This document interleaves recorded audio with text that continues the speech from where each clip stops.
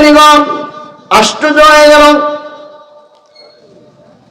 যে কাবা শরীফ মুসলিমদের ধর্মীয় সর্বশ্রেষ্ঠ যে স্থান কাবা শরীফ পৃথিবীর মাঝখানে অবস্থিত জানো।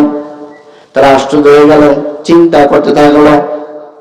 অথবা মুসলিম বড় বড় স্কলার, বড় বড় মুফতি সাহেবরা, বড় বড় মুস্তাহিদরা তারা বিজ্ঞানীদেরকে বলল কাবা শরীফকে আল্লাহ রাব্বুল আলামিন মাঝখানে দিয়েছে। রহস্যটা হচ্ছে পৃথিবীর চারপাশ থেকে জলপথে, স্থলপথে, আকাশপথে দূর দূরান্ত থেকে আল্লাহ পাকের বান্দা বান্দীরা কাবা শরীফে এসে আল্লাহ পাকের হুকুম পালন করার জন্য নামাজকে যেন আদায় করতে পারি, আল্লাহ পাককে খুশি করার জন্য কাবা শরীফ যেন তাওয়াফ করতে পারে, এই জন্য আল্লাহ রাব্বুল আলামিন পৃথিবীর মাঝখানে কাবা শরীফকে নির্মাণ করেছে। সুবহানাল্লাহ। এই এতটুকু বিষয় ইমানদার হওয়ার জন্য কিন্তু এটাই যথেষ্ট যে কাবা শরীফ আল্লাহ পাকের অস্তিত্ব আছে 100% সত্য। এই কাবা শরীফকে আল্লাহ রাব্বুল আলামিন পৃথিবীর মিডল পয়েন্টে মাঝখানে নির্মাণ করেছে। কেন? যেন পৃথিবীর দূর দূরান্ত থেকে, চারপাশ থেকে আল্লাহ পাকের বান্দা বান্দীরা কাবা ঘরে আসতে পারে, আল্লাহ পাককে খুশি করার জন্য জিয়ারত করতে পারে এবং নামাজ আদায় করতে পারে। সুবহানাল্লাহ। হযরত আদম আলাইহিস সালামকে বলল, হে আদম, তুমি আরো ক্ষমা পাবা আমার নিকট থেকে যদি তুমি কাবা শরীফকে আবার পুনর্নির্মাণ করো। আদম আলাইহিস সালাম কাবা শরীফকে আবার পুনর্নির্মাণ করা শুরু করলো। আল্লাহ পাকের সাহায্যে যখন পুনর্নির্মাণ করা শেষ হলো, আল্লাহ রাব্বুল আলামিন জিবরাইল আমিনকে বলল, জিবরাইল জান্নাত থেকে একটি পাথর নিয়ে যাও, এই পাথরটা কাবা শরীফে হারাম শরীফের মধ্যে প্রতিস্থাপন করবা।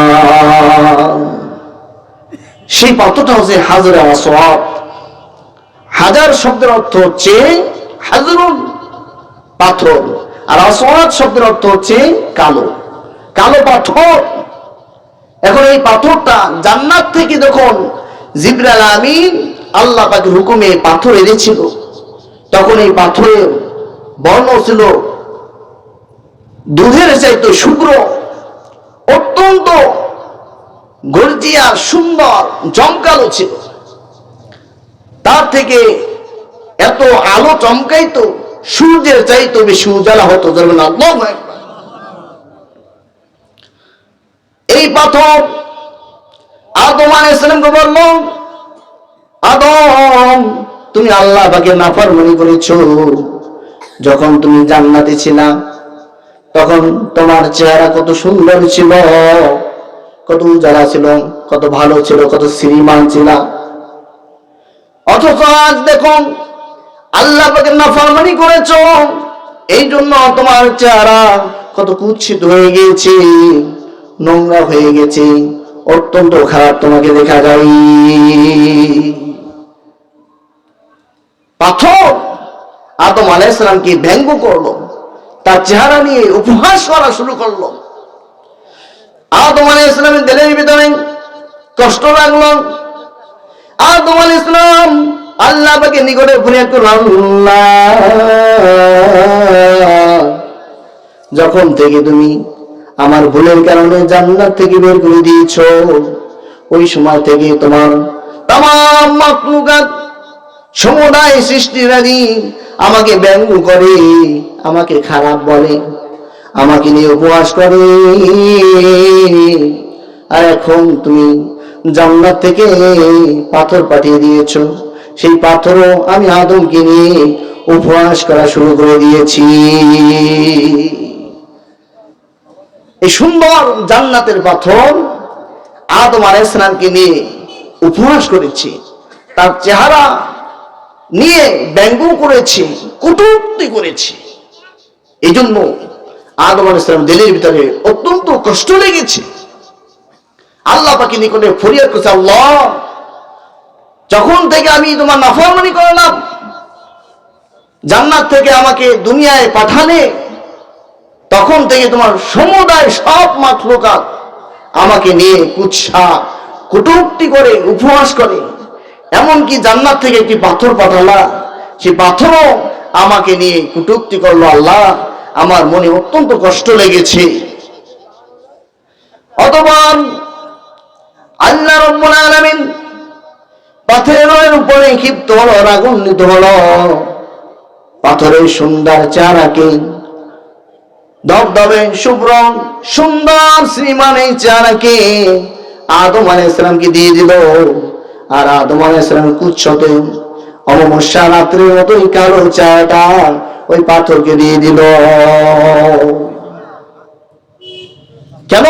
কারণ হচ্ছে এই পাথর আদম আলাইহিস সালাম যে কালো হয়ে গিয়েছে, আল্লাহ পাকের নাফরমানি করেছিল, এই জন্য জান্নাতি চেহারা, ওই শ্রীমান সৌন্দর্য তার নাই। এই জন্য ওই পাথর তাকে নিয়ে ব্যঙ্গোক্ত করেছে, তাকে নিয়ে উপহাস করেছে, কটূক্তি করেছে। এটা আল্লাহ পাক বরদাস্ত করে নাই। আল্লাহ রাব্বুল আলামিন কি করেছে? ওই পাথরের সৌন্দর্যকে, এই জান্নাতি পাথরের সৌন্দর্যকে আদম আলাইহিস সালামকে দিয়ে দিয়েছে। অর্থাৎ জান্নাতে থাকা অবস্থায় আদম আলাইহিস সালাম যেরকম চেহারা ছিল ওই রকম চেহারা হয়ে গিয়েছে, আর পাথরকে অত্যন্ত কালো করে দিয়েছেন। যেমন আল্লাহ, শুধু গল্প কেচ্ছা কাহিনী শুনলে হবে না, এখান থেকে শিক্ষা নিতে হবে। আমরা যারা মানুষের নামে বদনাম করি, দুর্নাম করি, কটূক্তি করি, সামনে পিছনে গীবাত করি, শিকত করি, বিশ্বাস করুন ভাই, আমাদের সমস্ত নেক আমলগুলো তার আমলনামায় চলে যায়, আর তার সমস্ত বদ আমলগুলো আমাদের আমলনামায় চলে আসে। নাউযুবিল্লাহ। হযরত নূহ আলাইহিস সালাম এর নাম শুনছেন না? নূহ আলাইহিস সালাম তিনি একদা এক সময়ে হাঁটতেছে, হঠাৎ করে তার চোখে অবলোকন করলে দেখলো যে একটা কুকুর, সেই কুকুরের একটা দুইটা চোখ না, সেই কুকুরের চারটি চোখ। কয়টি চোখ? চারটি চোখ। নূহ আলাইহিস সালাম ওই কুকুরকে দেখে তার নিকটে অত্যন্ত খারাপ লাগলো। মনের ভিতরে এই কুকুর সম্পর্কে তিনি কটূক্তি করে শুরু করল। এমনি তো কুকুর অপবিত্র, নাপাক, আবার এই কুকুরের চোখ একটি, দুটি না, চারটি। এই কুকুরকে দেখতে বেজায় খারাপ দেখা যায়। এই কথা যখন মনে এসেছে, সঙ্গে সঙ্গে আল্লাহ পাকের কি খেলা, ওই কুকুরের জবান আল্লাহ রাব্বুল আলামিন জবান দিয়ে দিয়েছে। কুকুর বলতেছে, নূহ আমার চেহারা খারাপ, আমার চোখ চারটা, এখানে আমার কোনো ইখতিয়ার নাই, আমার কোনো ইচ্ছা নাই। আমার যদি ক্ষমতা থাকতো আমি নিজেকে গঠন করার, তাহলে আমি কুকুর হতাম না, আর আমার চারটি চোখ হতো না। নূহ আলাইহিস সালামকে কুকুর আল্লাহ পাকের পক্ষ থেকে শিক্ষা দেওয়ার জন্য নূহ আলাইহিস সালামকে আল্লাহ রাব্বুল আলামিন শিক্ষা দেওয়ার জন্য নূহ আলাইহিস সালামকে কুকুরের মুখে জবান দিয়ে দিয়েছে। সুবহানাল্লাহ। সঙ্গে সঙ্গে নূহ আলাইহিস সালাম আশ্চর্য হয়ে গেল যে কিনে ভাই কুকুর কথা বলে আমার দিলের ভিতরে যা আছে এই কথাগুলো কুকুর বলে। আহা, আমি কি যেন অপরাধ করে বসেছি, বড় ধরনের অপরাধ করে বসেছি। কুকুর আল্লাহ পাকের সৃষ্টি, কুকুর নিজেই বলতেছে, নূহ আমাকে নিয়ে তুমি কটূক্তি করো, উপহাস করো। আমি যে গঠিত হয়েছি, আমার স্ট্রাকচার, গঠিত হয়েছে, এখানে যদি আমার হাত থাকতো তৈরি করার ব্যাপারে, আমার নিজেকে তৈরি করার ব্যাপারে আমার যদি হাত থাকতো, নুহু তাহলে তো আমি কুকুর হতাম না। আমার 4টি চোখ তো দূরের কথা, আমি কুকুর তো কুকুরই হইতাম না।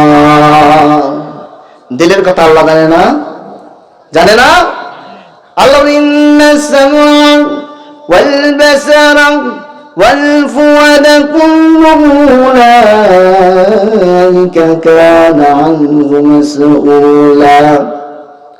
আল্লাহ পাক বলতেছে, নিশ্চয়ই আমি রব্বুল আলামিন এর নিকটে কিয়ামতের ময়দানে কঠিন মুহূর্তে চোখ, কান, মুখ, দিলের ভিতরে যে সমস্ত ভালো বিষয়, খারাপ বিষয়, যাহা কিছু কল্পনা করি, সব কিছু কিয়ামতের ময়দানে আমি রব্বুল আলামিন জিজ্ঞেস করব।